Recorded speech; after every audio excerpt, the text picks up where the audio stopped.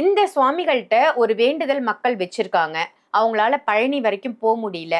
அந்த வேண்டுதலை நிறைவேற்ற முடியல அப்படின்னா, தன்னுடைய வேண்டுதல் நிறைவேறதுக்கு அவரை போய் வழிபட முடியல அப்படின்னு சொல்லக்கூடிய மக்கள் வந்து வீட்டுல இருந்தபடியே தன்னுடைய வேண்டுதல் நிறைவேற அவரை எப்படி வணங்கலாம்? அவரோட தன்மை வந்து பார்த்தீங்கன்னா, தர்கா சித்தர்கள்னாலே அது ஒரு சுவாரஸ்யம். பாருங்க, பூப்ஸ் வம்சே வந்து முடிய சிலுத்துரும். சீரியஸாவேம்மா, நான் தெய்வத்து வழி நீங்கள் ஒரு கோவிலுக்கு போய் தெய்வ வழிபாடு பண்ணுற வைப்ரேஷனோட சித்தர் கோவிலில் போய் நீங்கள் அந்த வைப்ரேஷன் அதிகமாக உணர முடியும். இப்போ நீங்கள் ஒரு கோவிலில் போய் நீங்கள் ஒரு ஒரு 10 20 நிமிஷம் தியானம் பண்ணினா கூட உங்களுக்கு கிராசிங் எதுவுமே பிரபஞ்சம் கனெக்ட் பண்ணாது. ஆனால் சித்தர் இருக்கிற மறைஞ்சு இருக்கிற ஜீவ சமாதியிலோ இல்லை மறைஞ்ச இடத்துல நம்ம புதைச்சி வச்சிருக்காங்கன்னோ அந்த இடத்துல போய் நீங்கள் உட்காந்தீங்கன்னு வச்சிங்களேன், உட்காந்த 20 மினிட்ஸ் நீங்கள் அவட்ட தெய்வமாக இருக்குது, கண்ணுக்கு தெரியாமல் இருக்குது. அது நல்லது பண்ணுறது பெரிய விஷயம் கிடையாது என்ன கேட்டால். ஆனால் ஒரு மனுஷனாக பிறந்து மனுஷனாக இருந்து ஒருத்தர் உடல் ஒரு வச்சு ஒரு மனுஷன் உலகத்துக்கு வந்து இந்த பிரபஞ்சத்தில் இந்த உலகத்தில் நல்லவனாக வாழ்ந்து ஒரு எறும்புக்கு கூட துரோகம் பண்ணாமல் சுற்றி வரவங்க நல்லது பண்ணணும், இறந்ததுக்கு அப்புறமும் ஆத்மானதுக்கு அப்புறம் கூட நல்லது பண்ணணும் எண்ணத்தில் பண்ணுறாங்களே, அப்போ அவங்களுக்கு குரு தானே ஏற்றுக்கணும். நிச்சயமா எங்க இருக்கு பாருங்க. அப்போ அவரை நம்ம என்ன பண்ணணும், பிரபஞ்சத்தோட கனெக்ட் பண்ணுங்க, அவரோட கனெக்ட் பண்ணுங்க.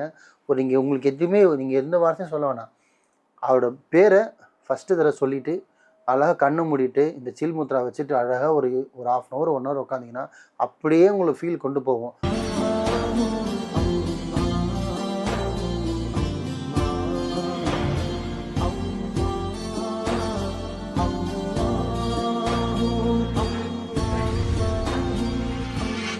மரிஜன் மணியர்கள் அனைவருக்கும் அன்பான வணக்கங்கள். பொருள் காவாங்கரை ட்ரிபிள் டவர்ஸ்ல இருக்கக்கூடிய மாலிக் பாய் அவர்களை தான் சந்திக்க வந்திருக்கோம். வணக்கம் பாய். வணக்கம்மா பாய். இன்னைக்கான டாபிக் வந்து எல்லாருக்குமே ரொம்ப பிடிச்ச டாபிக் அப்படின்னு சொல்லலாம். நீங்க கூட இன்னைக்கு அந்த வண்ணத்துல தான் இருக்கீங்கன்னு சொல்லலாம். என்னன்னா, கனகன்பட்டி மூட்டை சுவாமிகள். இவர் பேரை சொன்னாலே ஒரு வைப்ரேஷன் இருக்கும் பாய். நிறைய நம்மளும் கனகன்பட்டி சுவாமிகளை பத்தி பேசியிருக்கோம். இப்போ இந்த சுவாமிகள்கிட்ட ஒரு வேண்டுதல் மக்கள் வச்சிருக்காங்க. அவங்களால பழனி வரைக்கும் போக முடியல, அந்த வேண்டுதலை நிறைவேற்ற முடியல அப்படின்னா, தன்னுடைய வேண்டுதல் நிறைவேறதுக்கு அவரை போய் வழிபட முடியல அப்படின்னு சொல்லக்கூடிய மக்கள் வந்து வீட்டுல இருந்தபடியே தன்னுடைய வேண்டுதல் நிறைவேற அவரை எப்படி வணங்கலாம்? நல்லா கரெக்டாக கேட்டீங்க. ஆக்சுவலி வந்து கனகம்பட்டி ஐயா, கனகம்பட்டி சுவாமிகள், கனகம்பட்டி ஐயா நிறைய பேர் இருக்கு அவருக்கு. அது ஊர் வந்து பார்த்தீங்கன்னா பழனி கிட்ட இருக்கு இல்லைங்களா. அவரோட தன்மை வந்து பார்த்தீங்கன்னா, தர்கா சித்தர்கள்னாலே அது ஒரு சுவாரஸ்யம். பாருங்க, பூப்ஸ் வம்சே வந்து முடிய சிலுத்துரும். சீரியஸாவேம்மா, நான் தெய்வத்து வழி நீங்கள் ஒரு கோவிலுக்கு போய் தெய்வ வழிபாடு பண்ணுற வைப்ரேஷனோட சித்தர் கோவிலில் போய் நீங்கள் அந்த வைப்ரேஷன் அதிகமாக உணர முடியும்.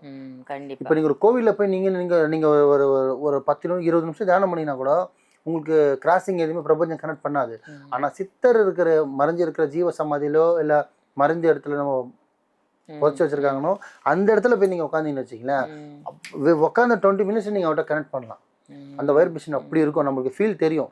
அந்த அளவுக்கு உங்களுக்கு இழுப்புத்தன்மை இருக்குது. ஏன்னா தெய்வமாக இருக்குது, கண்ணுக்கு தெரியாமல் இருக்குது. அது நல்லது பண்ணுறது பெரிய விஷயம் கிடையாது என்ன கேட்டால். ஆனால் ஒரு மனுஷனாக பிறந்து மனுஷனாக இருந்து ஒருத்தர் உடல் ஒரு வச்சு ஒரு மனுஷன் உலகத்துக்கு வந்து இந்த பிரபஞ்சத்தில் இந்த உலகத்தில் நல்லவனாக வாழ்ந்து ஒரு எறும்புக்கு கூட துரோகம் பண்ணாமல் சுற்றி வரவங்க நல்லது பண்ணணும், இறந்ததுக்கு அப்புறமும் ஆத்மானதுக்கு அப்புறம் கூட நல்லது பண்ணணும் எண்ணத்தில் பண்ணுறாங்களே, அப்போ அவங்களுக்கு குரு தானே ஏற்றுக்கணும். நிச்சயமா எங்கே இருக்குது பாருங்க. அப்போ அவரை நம்ம என்ன பண்ணணும், நீங்கள் எப்படி சாய்பாபா டிஓடி இருக்காங்களோ அந்த மாதிரி ஒரு சித்தருக்கு ஒரு பேர் இருக்காங்க. அந்த மாதிரி தான் இப்போ கனகம்பட்டி ஐயான்னு சொல்லுவாங்க.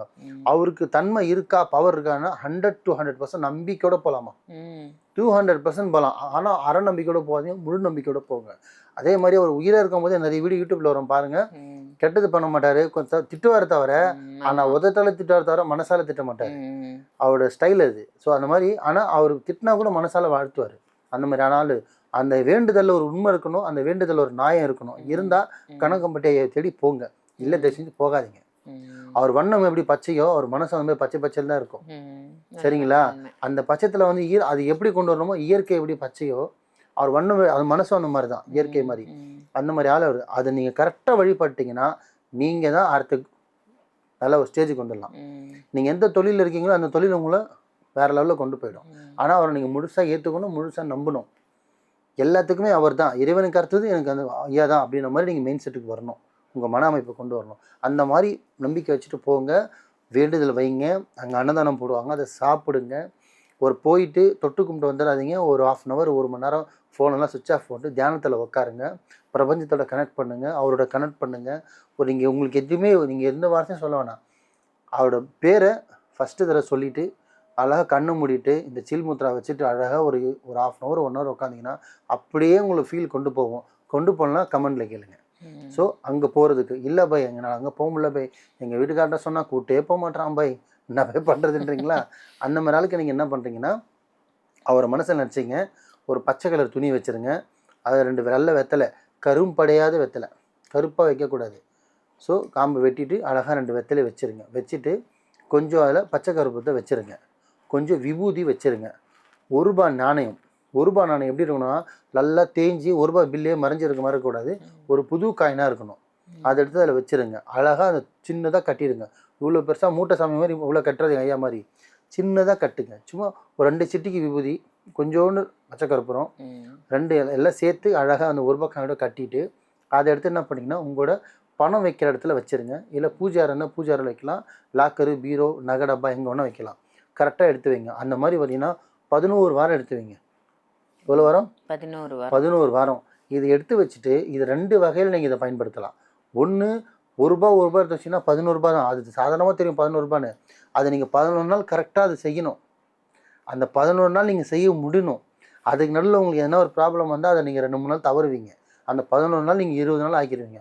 ஆனால் யார் அந்த 11 நாள் நீங்கள் கரெக்டாக கட்டி வைக்கிறீங்களோ உங்களோட வேண்டுதல் 100% நடக்குதுன்னு அர்த்தம்.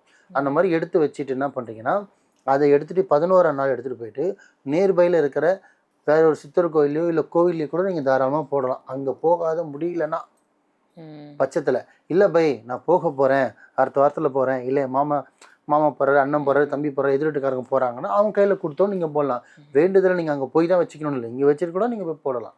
இல்லை அக்கம்மா கூட குத்து அனுப்பலாம், உறவினர் கூட குத்து அனுப்பலாம். இல்லை பை நானே அடுத்த மாதம் போகிறேன்னா எடுத்து வச்சுக்கோங்க, தப்பு இல்லை. இல்லை பை எனக்கு போகிறதுக்கான வழியே இல்லை பை, ஆனால் நான் அவர்கிட்ட இப்போ இந்த காசை செலுத்தணுமேனா அவரை மனசில் நினச்சிக்கிட்டு கோயில் உண்டிலையும் போடலாம்.